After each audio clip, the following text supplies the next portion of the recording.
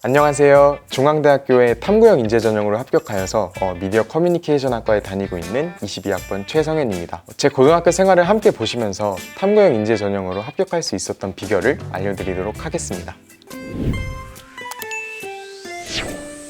고등학생 때 분위기 메이커라고 불리곤 했는데 사람들과 말하는 것을 좋아해서 주도적으로 이야기를 자주 했던 것 같아요. 그리고 학생들의 이야기를 전해주는 대변인 역할을 맡았습니다.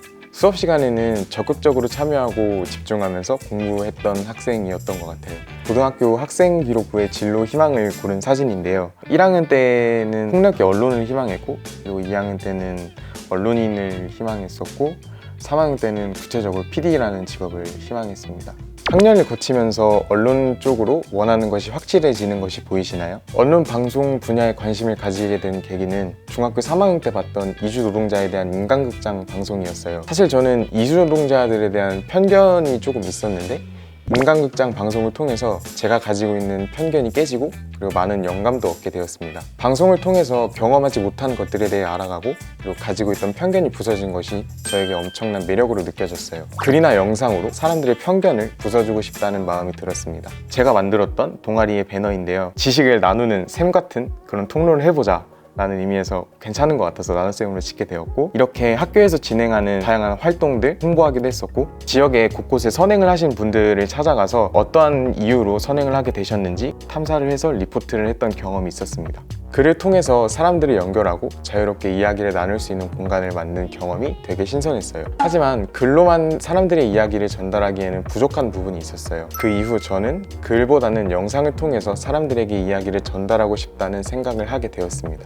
이거는 제가 직접 구상부터 편집까지 다 했었던 모의법정을 진행했던 활동인데, 복지사각지대에 놓인 장애인들을 어떻게 도와야 하나 라는 주제로 토론을 했었는데, 저는 언론 방송의 측면에서 어떤 도움을 줄 수 있을지 고민을 했었습니다. 저는 한쪽 귀에 장애를 가지고 있는데 단지 장애를 가지고 있다는 사실로 저를 대하는 태도가 달라지고 저를 위축시키는 게 싫었습니다. 제가 경험한 것을 빗대어서 생각해보니 사회적 인식이 복지사각지대의 주된 문제라는 것을 깨달았어요. 인간극장을 통해 제가 가지고 있던 이주 노동자들에 대한 편견이 부셔졌듯이 매체를 통해서 장애인에 대한 인식이 개선되면 좋겠다라는 생각을 하게 되었어요.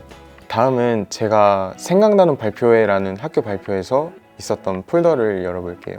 이 자료는 제가 발표 시간 중에 디지털 시대의 소외계층에 대한 발표를 했던 자료입니다. 기술적으로 기술 소외를 겪는 장애인들을 위해 해결할 수 있는 방안, 그리고 사회적으로 해결할 수 있는 방안에 대해서 마련을 해보았어요. 저는 기술에 대한 접근성뿐만 아니라 진입장벽을 낮추어야 한다고 생각을 해서 해결 방안 알아보던 중 배리어 프리라는 개념을 알게 되었습니다. 영상을 통해서 편견을 없애고 사람들에게 다양한 정보를 주고 싶다는 저의 생각과 배리어 프리라는 개념이 너무 잘 맞았어요. 나도 배리어 프리 영상을 한번 만들어 보자 라는 생각을 하게 되었습니다.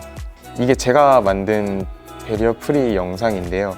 여기 보시는 흰색 자막 툴처럼 청각장애인들도 이게 여기서는 이런 BGM이 나오고 있겠구나 라는 것을 알 수 있게끔 작성해 놓았습니다.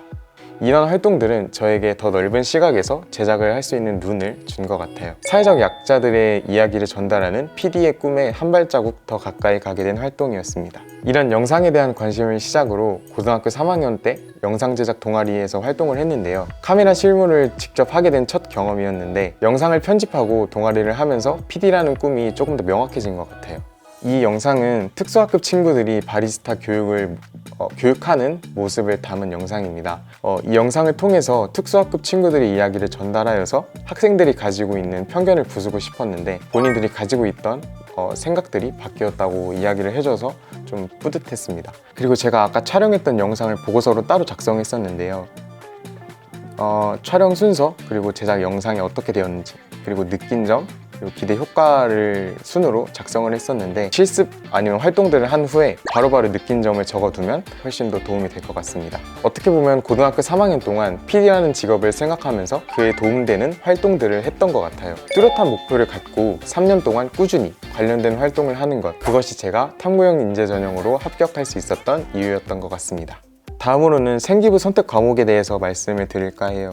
이건 제가 3학년 때 선택했던 선택 과목들인데, 그리고 심리학 과목은 군중 심리에 대해서 알아보고 싶었거든요. 대중들은 어떠한 힘을 가지고 있는지를 조금 더 자세히 알아보면서 미디어 쪽으로도 지식을 쌓게 된 그런 과목이었습니다. 미디어는 어떤 과목을 하더라도 어떤 분야에서도 이야기하고 싶은 것들이 있을 거라고 생각을 했기 때문에 성적에 구애받지 않고 제가 정말 하고 싶었던 것들, 다양한 과목을 건드려 보려고 했던 것 같아요. 본인이 정말 하고 싶은 것, 그리고 그 속에서 본인이 정말 얻을 수 있겠다라고 확실하게 생각하는 것들을 탐구하시고 또 과목을 들으면서 지식을 쌓으시면 좋을 것 같습니다. 이건 제가 중앙대학교 원서 접수를 했을 때 캡처한 사진인데요. 많은 분들이 탐구형 인재 전형 그리고 다빈치 인재 전형 사이에서 고민을 하실 것 같아요.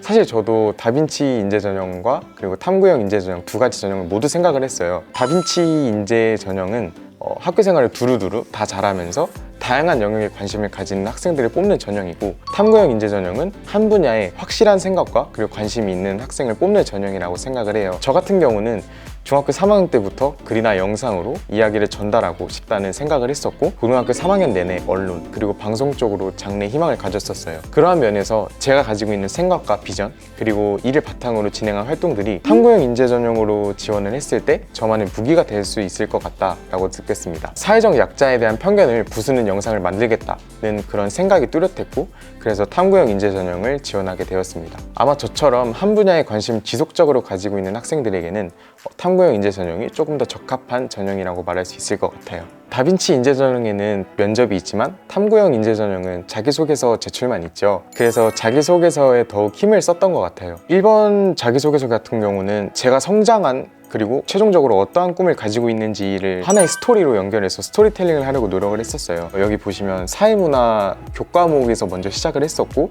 교과목에서 탐구를 하던 중 이러한 점들에 대해서 조금 더 알아보다가 나의 꿈을 확실히 할 수 있었다, 그래서 뚜렷한 목표를 생겼다라고 어필을 했고, 그 목표를 가지고 내가 이런 영상을 완벽하게 끝냈다 라고 해서 자랑을 하고 끝내는 것이 아니라, 이러한 점들을 내가 좀 더 보완해야 될 것 같다, 그리고 이런 점들을 좀 더 배우고 싶다, 그리고 그 배움을 학교에서 하고 싶다 라는 식의 저의 열정을 녹여내려고 노력을 했던 것 같아요. 2번은 전공도 녹여낼 수 있다고 생각을 했거든요. 아까 말씀드렸던 스승의 날 기념 영상을 이쪽에 적어냈었어요. 2번 마지막 문장에도 공동체가 화합하기 위해서는 각자의 진솔한 내면이 과정 없이 표현되어야 한다는 것을 배웠고, 그러한 기회를 만들어내는 미디어의 필요성을 느꼈다라고 제가 적었거든요. 단순히 공동체만을 강조하기보다는 그를 통해서 깨달은 점, 그리고 그 깨달은 점이 전공과 관련이 있으면 조금 더 좋을 것 같습니다. 3번에 대해서 지원 동기를 물어보는 경우가 많은데, 우수성을 보여줄 수 있는 사례에 대해서 기술을 하라고 적혀졌어요. 한마디로 자기 자랑을 하는 건데 자랑처럼 보이면 안 되겠다라고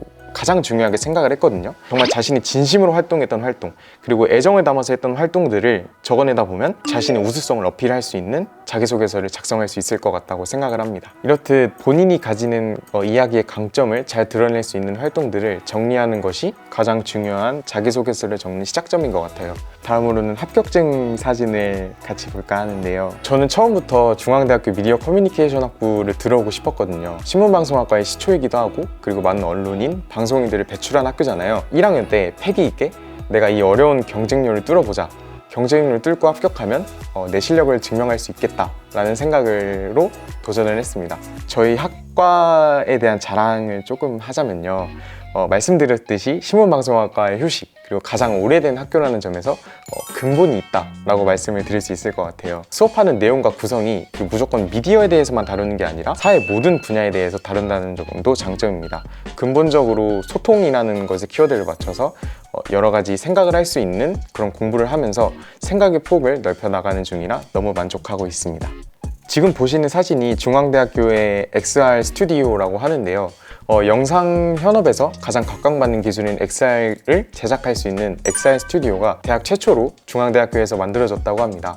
PD를 꿈꾸고 있는 저에게는 가장 핫한 기술인 XR에 대해서 학교에서 배울 수 있고, 그리고 이것을 활용할 수 있다는 점이 엄청난 장점인 것 같아요. 뿐만 아니라 중앙대학교에는 학생들이 꿈꾸는 것을 배울 수 있고 도와주고, 그리고 사회에 나가서 실력을 인정받을 수 있도록 교육의 환경을 만들어주는 곳 같습니다. 오늘 제가 준비했던 과정들을 담은 사진과 파일들을 보면서 이야기를 해보았는데요. 제 이야기가 여러분들에게 조금이나마 도움이 되었으면 좋겠습니다. 탐구형 인재 전형이 특목고 그리고 자사고를 위한 전형이다 라고 생각되는 부분이 어느 정도 입시판에서는 있는 것 같은데요. 제 이야기를 들으시고 그런 생각이 얽매이지 않으셨으면 좋겠습니다. 본인이 원하는 전공이 뚜렷하고 하고 싶은 분야에 대한 열망이 있다면 탐구형 인재 전형으로 지원해 보시는 것이 어떨까요? 여러분들 끝까지 화이팅 하시고 제가 응원하고 있겠습니다. 이 영상을 보시는 분들 모두 내년에 그리고 후년이라도 후배로 꼭 뵀으면 좋겠습니다. 감사합니다.